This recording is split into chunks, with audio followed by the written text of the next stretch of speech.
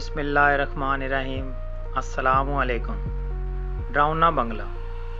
رات کا کھانا تیار کر کے میں فارغ ہوئی تو باورچی خانے سے نکلتے ہوئے میری نظر دیوار پر لگی گھڑی پر پڑی۔ اف، اتنی دیر ہو گئی۔ میں نے جلدی سے سامنے صوفے پر پڑی چادر کو اٹھا کر اوڑھا، گھر کی چابی پرس میں ڈالی اور باہر نکل گئی۔ راستے میں مغرب کی اذان شروع ہو چکی تھی۔ بچے کہیں گئے، آج مما ہمیں ٹیوشن سے لینا ہی بھول گئی۔ میں سوچتی ہوئی تیز قدموں سے ان کے ٹیوشن سینٹر کی طرف بڑھنے لگی۔ مما، آپ نے اتنی دیر لگا دی، 7 سالہ احمد نے شکایتی نظروں سے کہا۔ 6 سالہ عائشہ بھی منہ پھلائی چل رہی تھی۔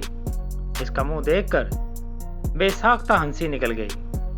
اچھا سوری بابا، آئندہ خیال رکھوں گی، ایسی غلطی دوبارہ نہیں ہوگی، میں نے کہا۔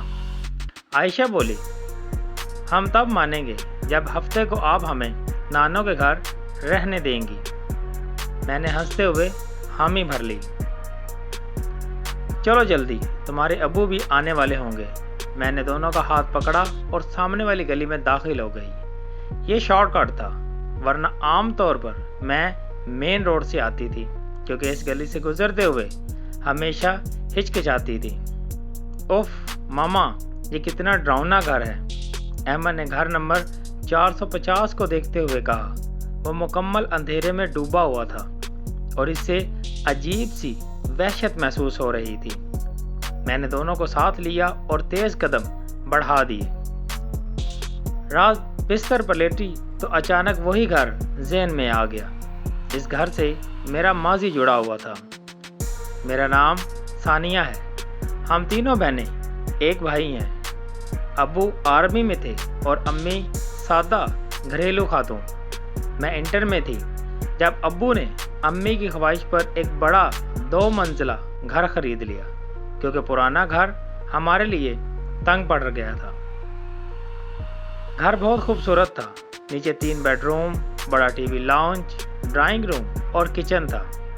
اوپر 2 بیڈ روم، ایک اسٹڈی اور ایک چھوٹا ٹی وی لاؤنج۔ باغیچے میں نیم اور بیری کے درخت تھے اور کار پورچ میں گاڑی بآسانی آ سکتی تھی۔ میری بڑی بہن فوزیہ مجھ سے 2 سال بڑی تھی، اس سے چھوٹی ہنا، پھر میں اور سب سے چھوٹا بھائی ہارون 7ویں جماعت میں تھا۔ ہم تینوں بہنوں نے اوپر کے کمرے لیے اور ایک ساتھ سونے لگی، کیونکہ ہم کافی ڈر پھونک تھیں۔ جس دن ہم شفٹ ہوئے، تھکن کے باعث جلدی سو گئے۔ رات کو ایسا لگا جیسے کوئی دروازہ بجا رہا ہو۔ میں نے نیند میں دروازہ کھولا تو ایک کالی بلی سامنے کھڑی گھور رہی تھی۔ خوف سے میری چیخ نکل گئی۔ بہنیں اٹھ گئیں اور فوزیہ نے ہنستے ہوئے کہا، یہ تو بلی ہے۔ میں شرمندہ ہو کر لیٹ گئی۔ ہفتے کی رات ہم جا کر باتیں کر رہے تھے کہ 2 بجے کے قریب باہر سے باتوں کی آواز آئی۔ ہم نے کچن میں جھانکا تو وہی کالی بلی کھڑکی کے پاس بیٹھی تھی۔ ہمیں دیکھ کر وہ اندر چھلانگ لگا کر غائب ہو گئی۔ اس دوران چولہا جل رہا تھا اور خوشبو آ رہی تھی جیسے کچھ پک رہا ہو۔ ہم گھبرا گئے اور اگلے دن ممی کو بتایا، مگر انہوں نے ڈانٹ دیا۔ چند دن بعد خالہ آئی۔ رات گئی، امی نے سیڑھیوں پر کسی بچے کا سایہ دیکھا اور سمجھا شاید خالہ کا بچہ اوپر رہ گیا ہو۔ میں اوپر گئی مگر وہاں کوئی نہیں تھا۔ یہ واقعہ سب کو حیران کر گیا۔ کچھ ہفتوں بعد ہم شادی میں شرکت کے لیے اسلام آباد گئے۔ واپسی پر حیرت ہوئی کہ پورا گھر صاف ستھرا تھا، جیسے روز صفائی ہوتی ہو، حتیٰ کہ باتھ روم کا فرش گیلا تھا جیسے ابھی کسی نے استعمال کیا ہو۔ آہستہ آہستہ ہمیں رات کو کچن سے کڑبڑ کی آوازیں سنائی دینے لگی اور وہ کالی بلی اکثر دکھائی دینے لگی۔